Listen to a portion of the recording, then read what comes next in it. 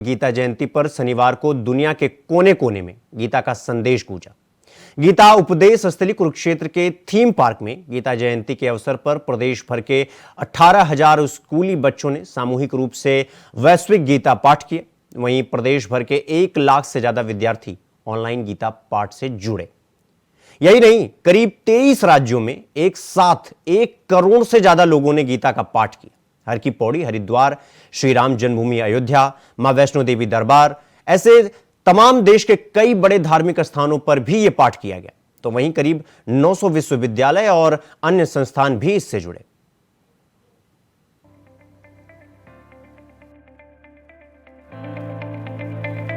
गीता नगरी कुरुक्षेत्र के ब्रह्म सरोवर पर आयोजित इंटरनेशनल गीता महोत्सव 2023 में शनिवार को भव्य आयोजन किया गया। हर साल की तरह इस साल भी गीता जयंती के मौके पर प्रदेश भर के 18,000 स्कूली बच्चों ने सामूहिक रूप से वैश्विक अष्टादशी गीता पाठ किया। तो वहीं प्रदेश भर के 1 लाख से ज्यादा विद्यार्थी ऑनलाइन गीता पाठ से जुड़े। यही नहीं, करीब 23 राज्यों में एक साथ 1 करोड़ से ज्यादा लोग भी इससे जुड़े। इस दौरान हर की पौड़ी, हरिद्वार, श्री राम जन्मभूमि अयोध्या, मां वैष्णो देवी दरबार समेत देश के कई बड़े धार्मिक संस्थानों में भी ये पाठ किया गया। तो वहीं करीब 9,000 विश्वविद्यालय और अन्य संस्थान भी इससे जुड़े और गीता का पाठ किया। यही उद्घोष हमारा, यही संकल्प हमारा, करुणा मुदिता सद्भावना की बहे अमृत धारा, यही उद्घोष हमारा, यही संकल्प हमारा। कुरुक्षेत्र में मनाई जा रही गीता जयंती के मौके पर 2016 से 18,000 स्कूली बच्चे पहले कुरुक्षेत्र के थीम पार्क में एक स्थान पर बैठकर गीता के पाठ का उच्चारण कर चुके हैं, जिसके चलते उन्होंने सबसे पहली बार गीता के पाठ का एक जगह बैठकर उच्चारण करने में विश्व रिकॉर्ड बनाया था। इसके बाद से ही हर साल गीता जयंती के मौके पर यह खास कार्यक्रम आयोजित किया जाता है। इस कार्यक्रम को कुरुक्षेत्र विकास बोर्ड और ज्ञानानंद महाराज की तरफ से आयोजित किया जाता है। इस कार्यक्रम का अभ्यास स्कूलों में काफी समय से ही कराया जा रहा था। महाभारत में युद्ध के समय भगवान श्री कृष्ण ने अर्जुन को गीता का उपदेश कुरुक्षेत्र के ज्योतिसर तीर्थ स्थल पर दिया था। वहां पर भी एक भव्य आयोजन किया जाता है, जहां पर हजारों ज्योतिष आचार्य हवन करते हैं और 18,000 बच्चों के साथ ही गीता के मंत्रों का उच्चारण करते हैं। वहीं इस कार्यक्रम में इस बार असम के सीएम हेमंत बिस्वा शर्मा शामिल हुए, जिन्होंने कार्यक्रम को संबोधित करते हुए भगवान श्री कृष्ण को दामाद कह संबोधित किया। उन्होंने कहा कि भगवान द्वारकाधीश श्री कृष्ण ने असम की बेटी रुक्मणी से शादी की थी, जिस कारण असम का उनके दामाद का नाता है।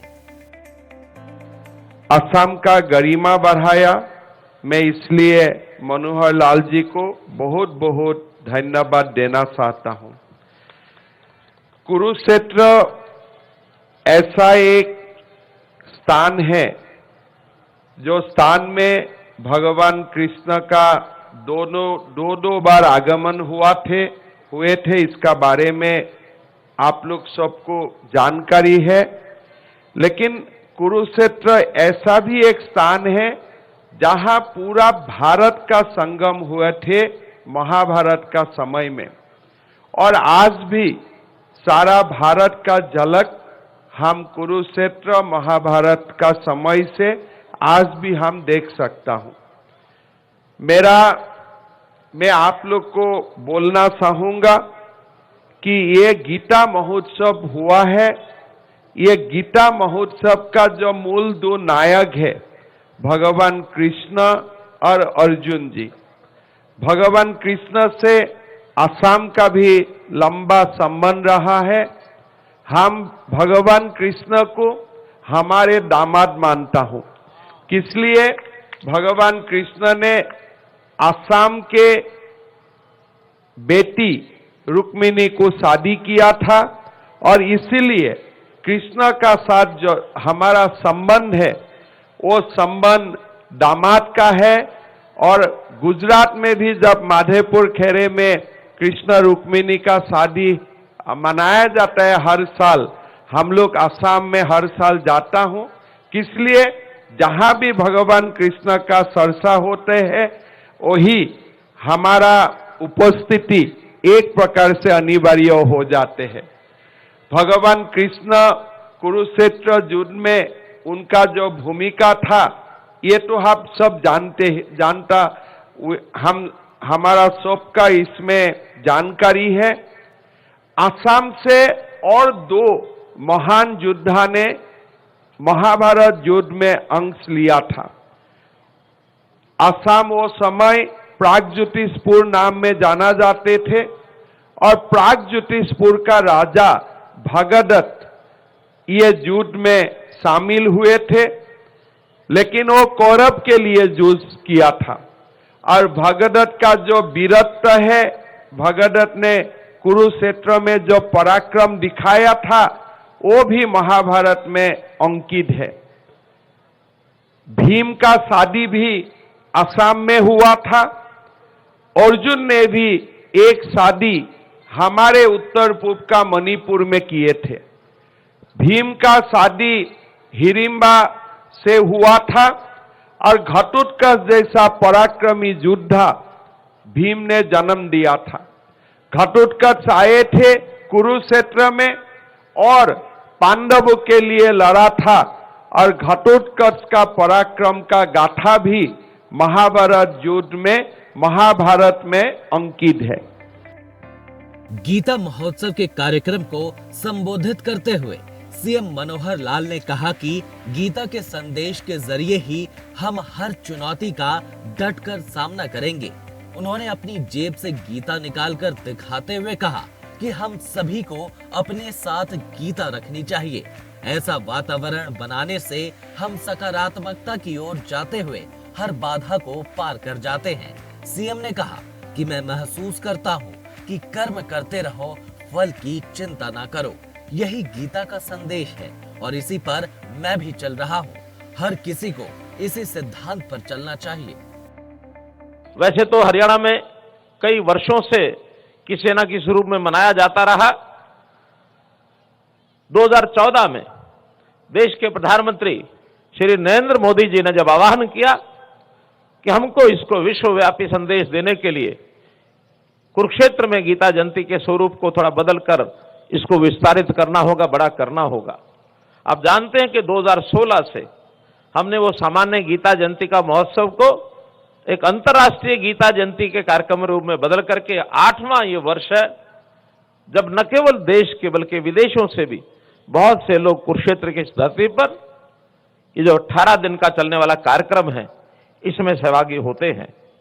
आज के इस कार्यक्रम में मैं आभार प्रकट करता हूं हमारे असम के मुख्यमंत्री श्री हेमंत बिस्वा शर्मा जी का कि जिन्होंने न केवल कुरुक्षेत्र अथवा भगवान कृष्ण जी का जो हरियाणा के इस कार्यक्रम के माध्यम से जो एक आह्वान उन्होंने किया, हम अपने आप को भगवान कृष्ण से जोड़ते हैं, वहीं असम के साथ भी जो संबंध आपने दर्शाया है उससे निश्चित रूप से हरियाणा और असम के संबंधों को और हम आगे लेकर के जाएंगे। जैसा बताया गया कि बहुत से ऐसे विषय जो जुड़े हुए हैं, उसमें जो युद्ध हुआ था महाभारत का, उसके अंदर असम की सेनाओं ने भी महाबली घटोत्कच और बर्बरीक के सेनापतित्व में जो युद्ध किया उसकी दंत कथाएं सब लोग जानते हैं, सब उसको सुनते हैं।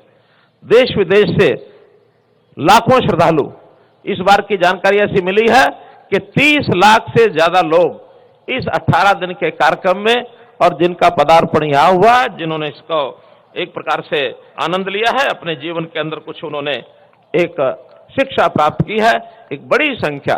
मैं समझता हूं इतना बड़ा उत्सव जिसमें 30 लाख से ज्यादा लोगों ने भाग लिया हो, यह अपने आप में एक बहुत बड़ा एक विषय है। न केवल देश में बल्कि विदेशों में भी निमंत्रण आने लगे हैं अंतर्राष्ट्रीय गीता जयंती के। हमने 2019 में सबसे पहला विदेश का कार्यक्रम मॉरिशस में किया और मॉरिशस के बाद लंदन में सितंबर 2022 में कनाडा में, इस साल ऑस्ट्रेलिया में, और अलग से निमंत्रण कल ही जो अपना यानी कंट्री पार्टनर इस बार हमने श्रीलंका को बनाया, तो श्रीलंका के जो संस्कृति मंत्री हैं उन्होंने एक प्रकार से निवेदन किया है, महाराज जी को निमंत्रण दिया है कि आप लोग अगले साल के किसी भी महीने और श्रीलंका में अंतर्राष्ट्रीय गीता जयंती का कार्यक्रम ये जरूर करें। गीता के बारे में बहुत से विद्वानों ने अपनी अपनी बातें कही हैं। उस संबंध में मेरा कुछ कहना वास्तव में सूर्य को दीपक दिखाने जैसा होगा।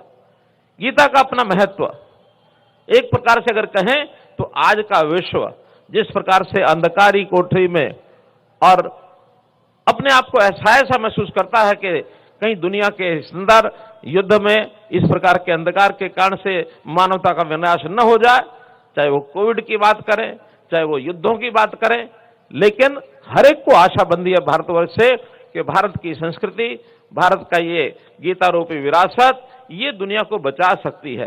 ये एक विश्वास बना है।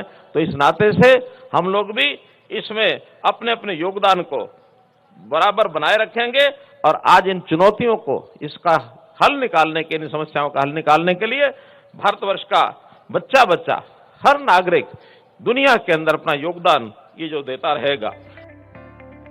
गीता का संदेश आज पूरी दुनिया में हरियाणा के मुख्यमंत्री के बदौलत पहुंच रहा है। गीता नगरी में भव्य आयोजन किए जा रहे हैं, जिस कारण अंतरराष्ट्रीय स्तर पर इस महोत्सव का असर देखने को मिल रहा है। सीएम के पहल के ही कारण आज दुनिया भी हरियाणा सरकार से उनके देश में गीता महोत्सव के आयोजन की अपील कर रही है। Bureau report, India voice.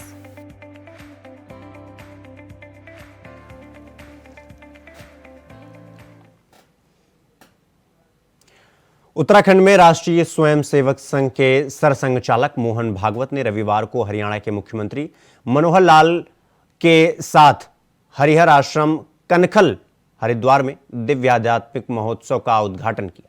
ये 3 दिवसीय कार्यक्रम आचार्य महामंडलेश्वर स्वामी अवधेशानंद के जूना अखाड़ा आचार्य पीठ की स्थापना के 25 वर्ष पूरे होने के उपलक्ष्य में श्रीदत्त जयंती के रूप में आयोजित किया जा रहा है।